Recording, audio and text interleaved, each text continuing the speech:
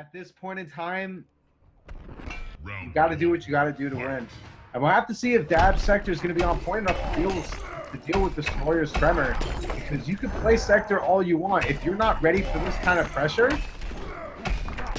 you're not going anywhere. Now the flex is back into play, all that damage in the corner, and just look at all of this pressure. The stagger strings, the down 3 is no laughing matter. Still Destroyer keeping that pressure going. And the flex is going to go into play, and this is almost 2 territory. Goes for the 3-3 that we rarely see. And Destroyer absolutely destroying Dad in that corner. If there's one thing that Sector has in this matchup, is that if Flexling comes at him armored up, the flamethrower will actually double hit, and if the Tremor doesn't respect it, will actually get a hit. That's something that most characters will not get, as they will usually lose in the trade of a wake up against that armor. Oh, beautiful air-to-air by Destroyer, trying to get his pressure started. Here we go, getting Blitzstone overhead rock hand lift. Gets that flex going, and now at the very least he can get Dab off of his meter, and he does. So the next hit by Destroyer could very well be death. Drops the combo in the area, and gonna get the hard knockdown. Flex is now in the play. Oh, and doesn't watch his feet! Oh no!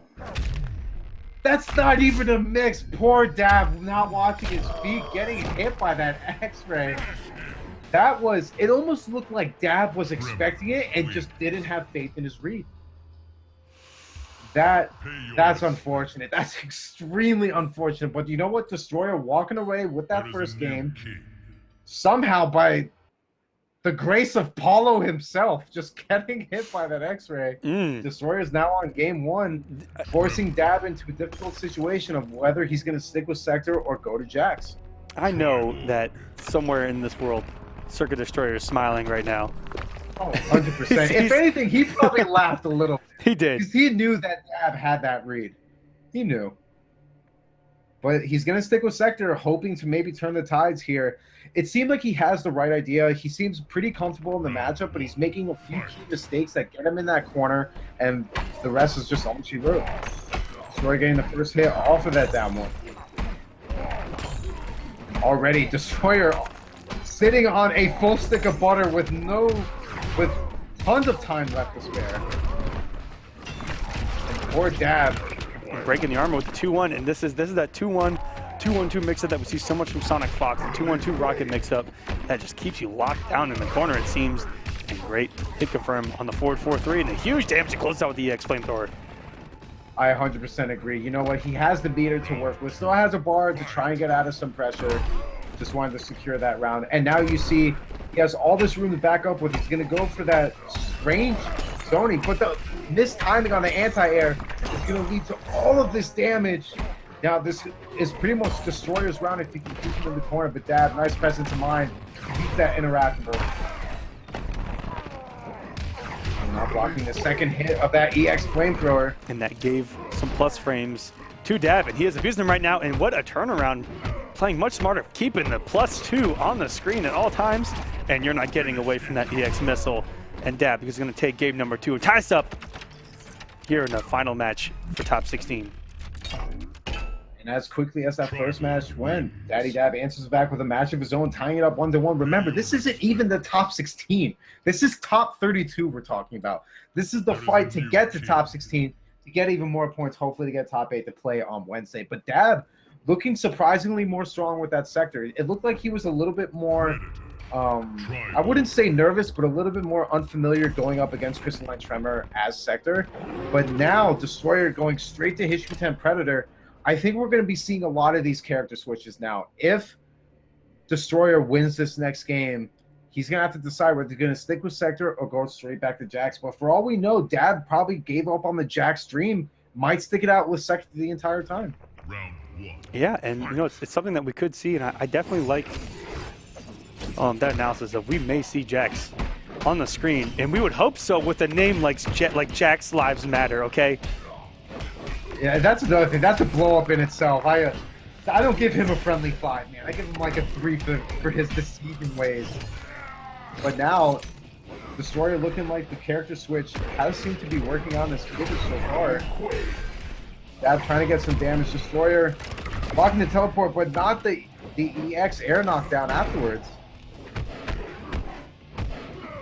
Some nice pressure of his own, but Destroyer ducking under the high, not getting a full capital punishment. Getting some full damage of his own, deciding to keep that meter, and blocks the EX Scimitar. Dab closing out round number 1. No doubt, if that connected, he would have been in a much more difficult position.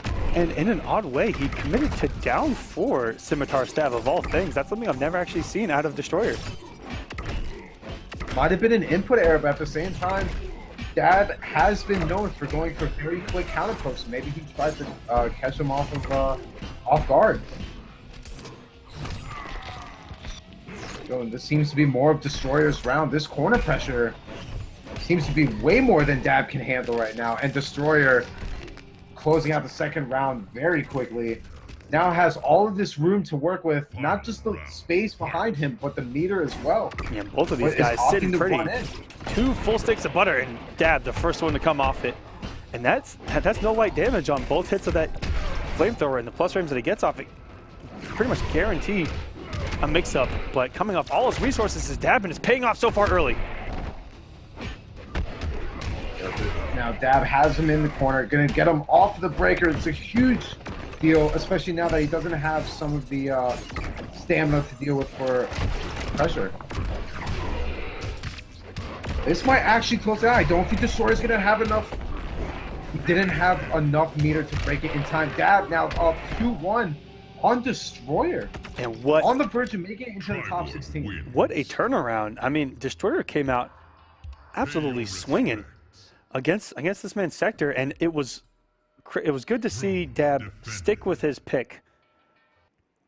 Said that, you know what, I'd have another game to play with even afterwards, and playing so much better in game number 2, made the right adjustments. And as we said earlier, Dab's such a strong player fundamentally, and I mean personally one of the scariest men I've ever had the pleasure of playing against, and I've never been more frightened of approaching an individual in the neutral than DaddyDab, because this man is.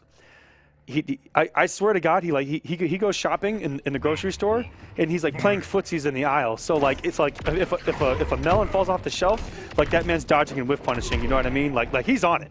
He's blocking footsies. Veteran. This guy is as seasoned as they get. I mean, one of the most dominant players years and years ago with MK9, and had a pretty decent going with Injustice. But now we're seeing him, all those fundamentals throughout the years, carrying over. But meanwhile, Destroyer putting on a little bit of a clinic right now with this beautiful pressure. Neutral jump punch to keep him as close to the corner, but the smartness being too smart for Dab's own good. Trying to get the pressure so close to closing it out, but at the same time, Destroyer does not want to be in a position where he would need to break. But the down 4 is going to close that out. Destroyer trying to put us into our first game 5 situation of the night. And we can only hope to get something that close, and the risk again from Destroyer. I mean, it wasn't too terrible of a risk. He wanted to get that momentum going to send us to a game 5, and he had the breaker to back it up just in case. And I like that he didn't commit with the EX and rather give himself an extra bar to play with, and already has 2 bars again and gets it for the launch. Now Dab's going to try and get the momentum going with the zoning, at the very least to kind of get some more meter to build, but at the same time, Destroyer, those trades are definitely going to work in his favor. Beautiful bait on the EX Scimitar into the hard knockdown. Destroyer has no meter to work with. Beautiful down 3 under that pressure. That's something we've rarely seen sector players go for, is mixes into the rocket and then just continuing the mixes off the hard knockdown that rocket presents. And rocket, something that people get triggered by, knowing that a projectile is a hard knockdown. But that's great use of it. And the down 4, have you ever seen a down 4 from Triborg in tournament play? And he didn't come off the bar to keep that safe with the shoulder tackle. And we are going to go to our first game 5 of the night, guys. And now this has been getting increasingly close with every single match. You see that Dab had a way easier time in the beginning. Maybe Destroyer just took a little bit more than normal in the amount of time to adjust. But if you take a look at the corner pressure alone, it almost seems like Destroyer is really getting the edge with that. Predator's corner pressure is severely underrated. You talk about, aside from the hit confirms with the massive amounts of damage, and then you take a look at what he can actually get as far as chip damage. That's not a place where you want to be. And that's exactly what Dab was starting to realize towards the end, but eventually it was just a little bit too late. Where there's no way. I would rather over Alien for quite a long time. Yeah, that easy now, easy guy. Take a second, Dab. This is the tough decision. Jax is sitting there waiting. He's tapping his fingers on his arm. He's just like, he's like, Dad, bro, are you gonna pick me or not? I'm sitting here waiting. I mean, come on, man. Here we go. And he's like, put me in, coach, put me in. 2-2, everything on the line. There's one game left, and he goes with his man's Jax. Let's see if he can pull it off, or if Circa's Destroyer will advance into another top 16.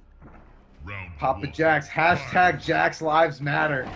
Let's see if it can pay off. Oh my God, a very huge whip to start off Destroyer, getting the first bar meter. Now Dab has no meter to work with. Already in the corner, you're going to see some insane amount of damage, but just drops it shy of 40%. We're talking about damage, meterless damage of his own. And this meterless damage adding up so quick in a row. Overhead dash punch gets Destroyer off that precious meter.